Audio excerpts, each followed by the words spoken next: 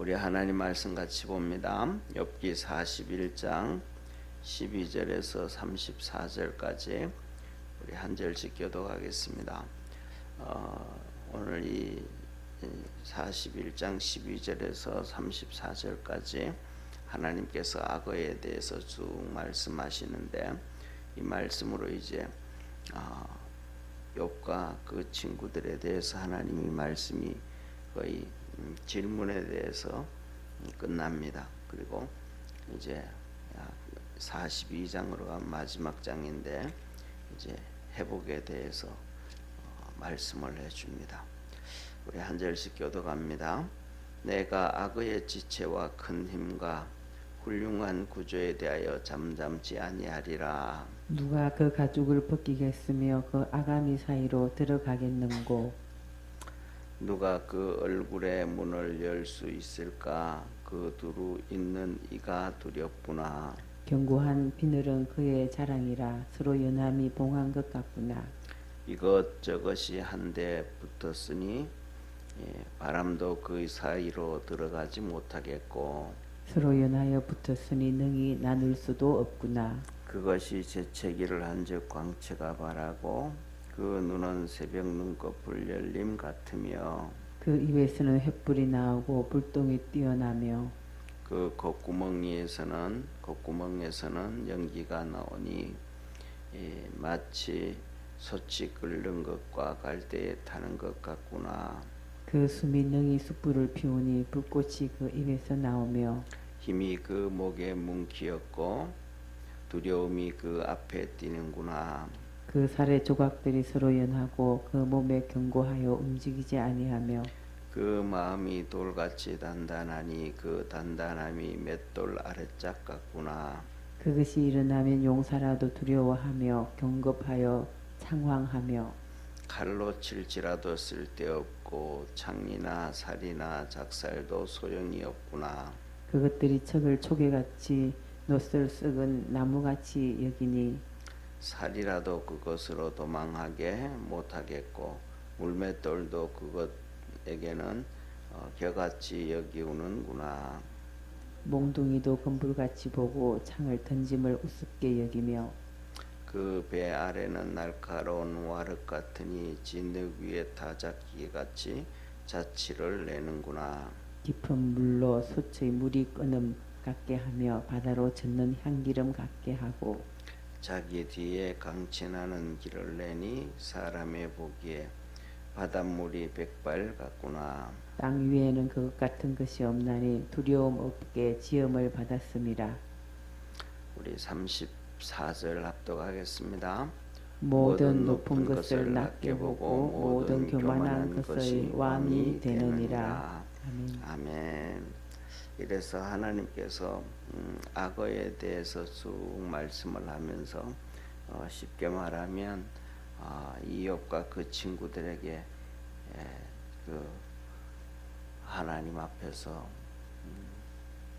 입을 닫게 하고 무릎을 꿇게 하고 그렇게 겸손하게 하게 만듭니다. 그래서 이렇게 말씀하시죠. 12절에 보면 내가 악어의 지체와 큰 힘과 훌륭한 구조에 대하여 잠잠지 아니하리라 하면서 이 악어의 힘에 대해서 하나님께서 악어를 지으셨는데 그 악어의 모양에 대해서 말씀합니다. 그래서 그 이빨이 얼마나 억세고 무서운지, 그리고 그 비밀이 얼마나 견고하고 딱딱한지, 그래서 그 이빨 사이로는 바람도 지나갈 수 없을 정도로, 쉽게 말하면 그 말은 이런 말 같아요. 한번 악어한테 물리고 나면 빠져나올 길이 없다, 이런 표현 같아요. 그래서 말씀을 쭉 하십니다. 그리고 난 다음에 이제 42장에 가서 마지막 장에 가서 하나님 앞에서 그들이 하나님이 요구를 하십니다. 무슨 요구를 하시냐 하면 앞에 너희들이 쉽게 말하면 욥과 그다음에 그 세 친구들 있잖아요, 그죠? 엘리바스와부터 소발과 그다음에 또 빌닷과 젊은 사람 엘리후, 그들이 다 얘기하고 떠들고 자기들이 한 얘기가 옳다라고 했던 것들에 대해서 하나님이 번제 드려라 그럽니다. 그래서 번제를 드리는데 그 번제의 주체가 욥이 번제를 드린다. 그 욥 시대는 족장이잖아요. 족장 시대잖아요. 족장 시대. 그러니까 이 욥이 족장 시대에는 족장이 쉽게 말하면 아버지고 아버지가 되고 그다음에 중심이 되어지고 제사장이 되고 선지자가 되고 하는 그래서 아브라함 시대에도 아브라함도 족장이잖아요. 같은 시대 사람인데 아브라함도 선지자고 족장이고 그다음에 또 제사장 모습을 다 가지고 있습니다.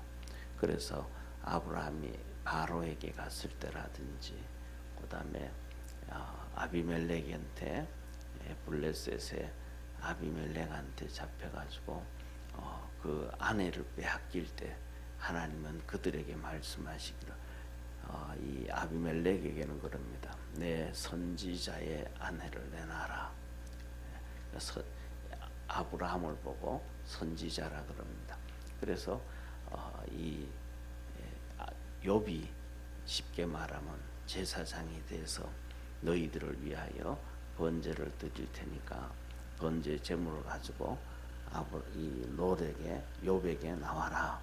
그래서 그들이 그 말씀에 순종하고 나와서 하나님의 번제가 드려집니다.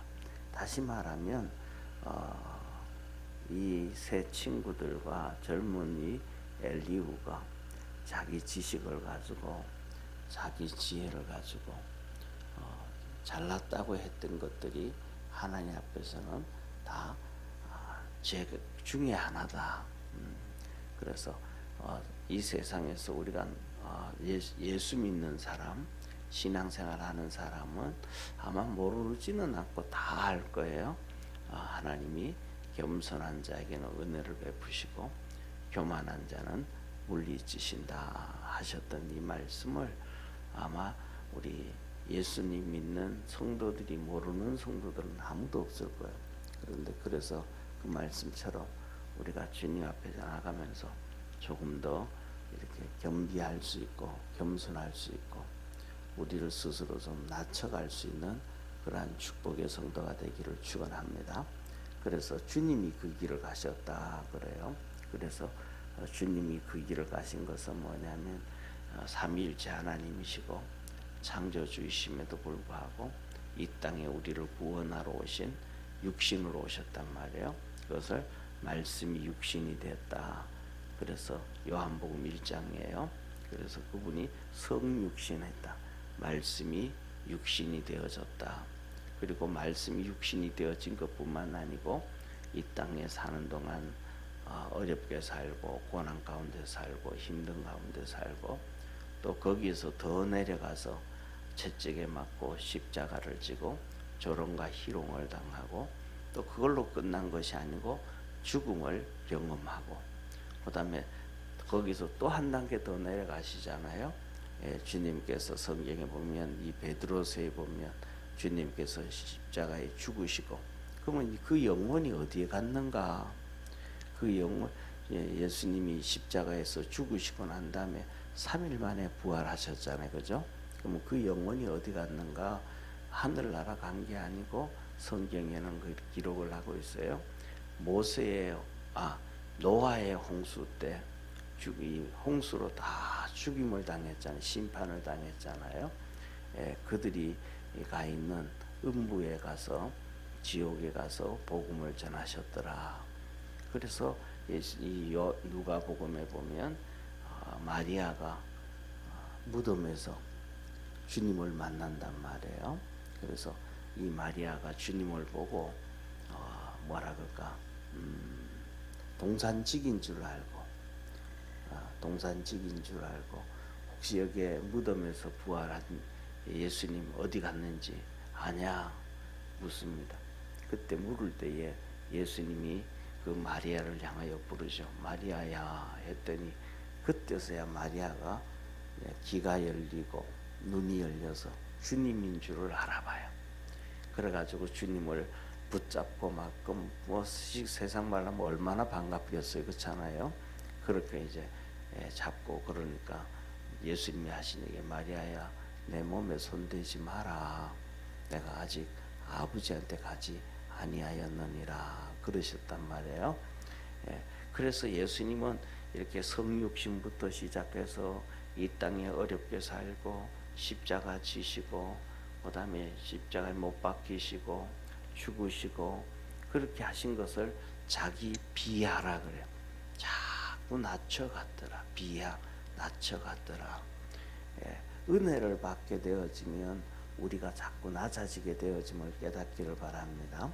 성경에 보면 이렇게 자기를 자꾸 낮춰갔던 사람이 또 한 명 나옵니다. 그 한 명이 누구냐면 바울입니다. 바울이 자꾸 이렇게 비춰가 내려갑니다. 그래서 바울 서신을 보면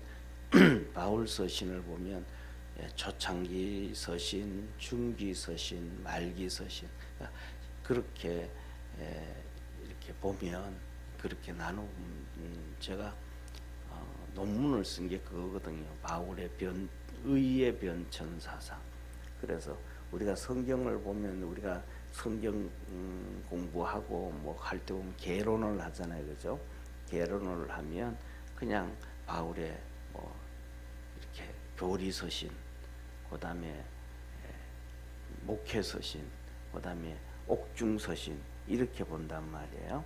그러는데 그것을 다시 봐서 교리 서신하고 그다음에 이렇게 이 옥중 서신하고 옥중 서신은 한마디로 말하면 교회론입니다. 교회. 감옥에서 교회들에게 편지를 써줘요. 그리고 마지막에 가면 이 말기 서신으로 돌아갑니다. 말기 서신으로 가면 개인 편지입니다. 개인 서신. 그래서 디모데한테 편지 쓰고 디도한테 편지 쓰고 이렇게 개인한테 주의 종들 사도 바울이 자기 아들처럼 여겼던 믿음의 종들한테 편지를 써요. 그것을 이렇게 초기 서신, 중기 서신, 말기 서신으로 구분을 해보면 바울의 초기 서신은 교리 서신이에요. 교리 서신.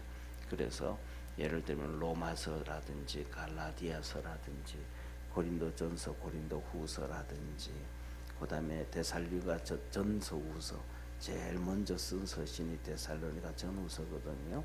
이게 전부 다 뭐냐면 교리 서신이에요.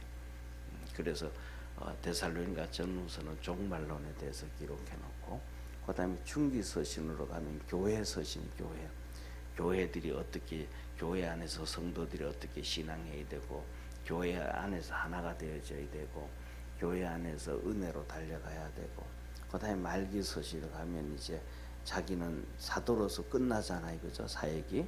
그러고 나면 그 밑에 이제 사도 바울의 뒤를 이어서 사도들의 뒤를 이어서 사도 시대가 끝나고 목사 시대가 도래되어지잖아요. 목사 시대가 되어지니까 그들에게 교회를 어떻게 통치가 이렇게 다스려갈 것인가 또 어떻게 할 그런 것들을 쭉 기록하는데 그래서 이 사도 바울의 초기 서신, 중기 서신, 말기 서신에 기록되어져 있는 것 중에 하나가 뭐냐면 바울의 의의 변천 사상. 예수님이 자꾸 자기를 이렇게 성육신 하시고 어렵게 사시고 십자가 채찍에 맞으시고 십자가를 지고 죽으시고 음부에 내려가시고 점점 자기 비하가 되잖아요. 자기를 낮추신단 말이에요. 그런 것처럼 바울은 그럽니다. 초기 서신에서는 고린도서에 보면 내가 사도 중에 가장 작은 자다. 그런데 그가 뭐냐 하면 초기 서신의 사도 중에 가장 작은 자다. 그런데 그가 예수님을 믿기 전에 알기 전에 성령으로 충만해지기 전에는 하는 얘기가 뭐냐면 내가 율법으로는 흠이 없는 자로다. 제일 잘났다. 예수님 모를 때는 내가 제일 잘났다. 그리고 진짜 은혜를 입고 사도가 되고 부르심을 입고 나니까 사도 바울은 얘기합니다. 내가 모든 사도들보다가 지식으로는 부족함이 없지만 말은 내가 좀 졸하다. 그럼에도 불구하고 내가 사도 중에 가장 작은 자다. 만삭되어 나지 못한 나 같은 자에게도 주님이 만나 주셨고 사도로 부르셨는데 사도 중에 가장 작은 자다.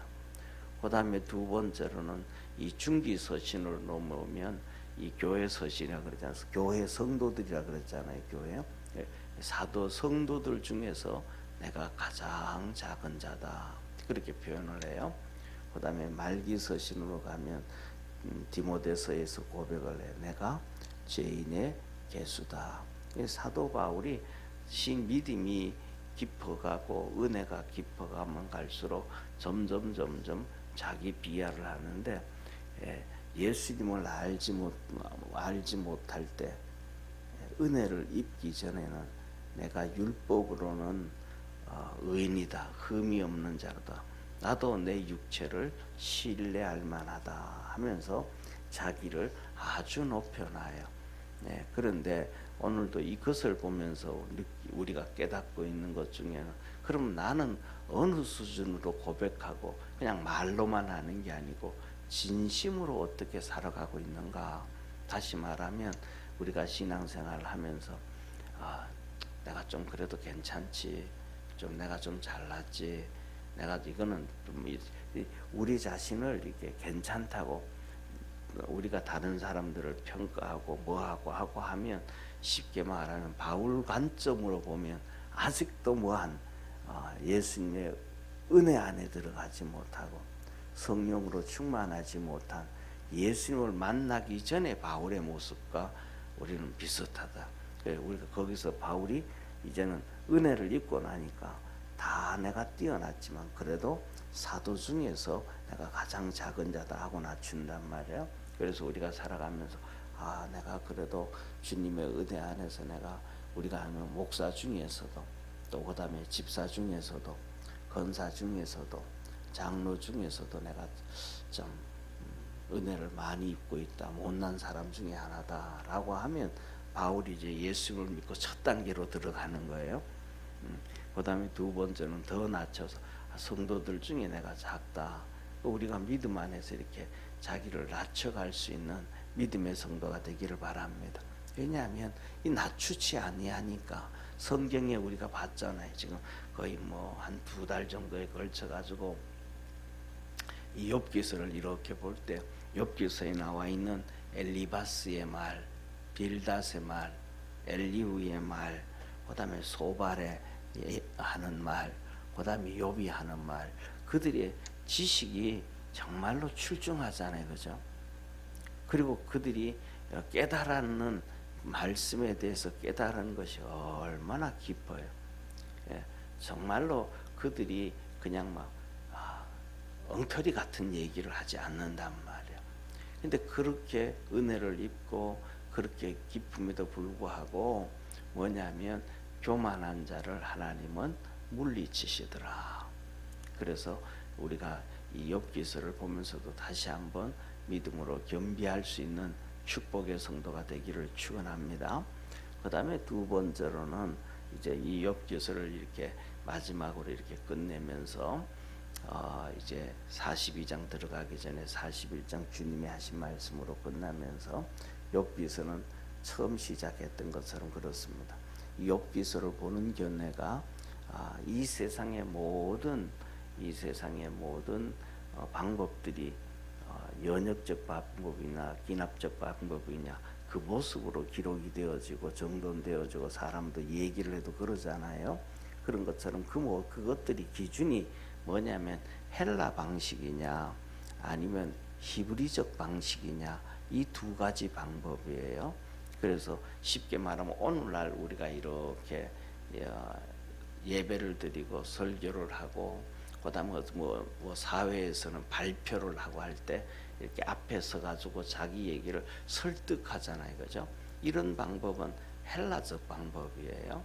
그런데 이 사복음서에 보면 예수님께서 들에서 그다음에 광야에서 그다음에 또 회당에서 하나님의 말씀을 가르칠 때는 이렇게 서서 막 설득하는 게 아니고 그냥 설명만 이거는 이렇고 이거는 이렇고 이거는 이렇다라고 설명하는데 그거는 그때는 뭐냐면 다 앉아서 얘기를 하시는 거예요. 서서 또 이렇게 하는 게 아니고.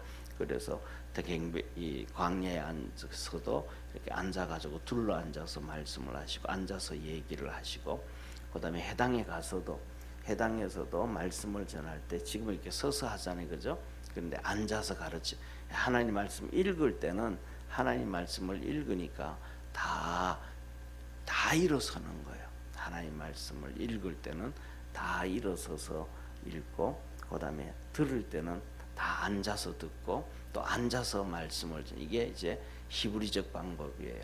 그래서 뭐냐면 이 욥기서를 해석하는 방법에서도 헬라적 방법으로 해석을 하느냐, 그다음에 이해를 하느냐, 히브리적 관점에서 이해를 하느냐에 따라서 또 조금 달라요. 그게 뭐냐면 헬라적 방법은 항상 되어지는 게 논문도 그렇고 책도 그렇고 발표를 해도 그렇고 서론과 본론과 결론이 이루어지잖아요. 그런데 히브리적 관점에서는 서론과 본론과 결론으로 이루어지는 게 아니고 이렇습니다. 그래서 첫째로는 헬라적 방법에서는 이 욥이 하나님의 큰 은혜와 복을 받고 살았다, 이걸 이제 서론이라 그래요. 그런데 이제 어려움을 당했잖아요. 그래서 이 친구들하고 그 어려운 과정을 서로 이렇게 토론을 하고 얘기한다, 이걸 이제 본론이라 그래요. 그리고 결국은 그 어려움 가운데서도 믿음을 잘 지켰더니 하나님께서 욥을 그들을 축복해 주셨다. 이것이 이제 헬라적 이렇게 욥기서를 보는 해석 방법인데, 히브리적 해석 방법은 그냥 관점이지만 다 똑같은 관점이에요. 첫째, 서론이라 그런 부분들이 의인이라는 거. 욥은 처음부터 욥은 의인이었다. 그래서 하나님이 욥에게 1장 1절에 말씀하시고 2장 1절에도 말씀하잖아요. 욥은 순전하고 정직하고 의롭고 하나님을 잘 경외하는 자였더라. 그래서 욥은 처음부터 의인이었다. 그런데 욥이 중요한 것이 뭐냐면 그 시험을, 마귀의 시험을 당해서 어려움을 당하고 고난을 당하고 힘들어도 그는 타락하지 않았다. 죄짓지 않았다. 그래서 결국은 다시 의로웠던 욥이 마지막 42장에 가면 그 의로웠던 모습대로 다시 하나님 앞에 복을 받았다. 그래서 의인은 망하지 아니한다. 우리 그것을 이제 반대로 얘기하면 아담과 하와도 처음에는 의롭게 창조되어졌잖아요. 그런데 그가 죄를 지어서 타락을 해버렸습니다. 의를 유지를 못했습니다.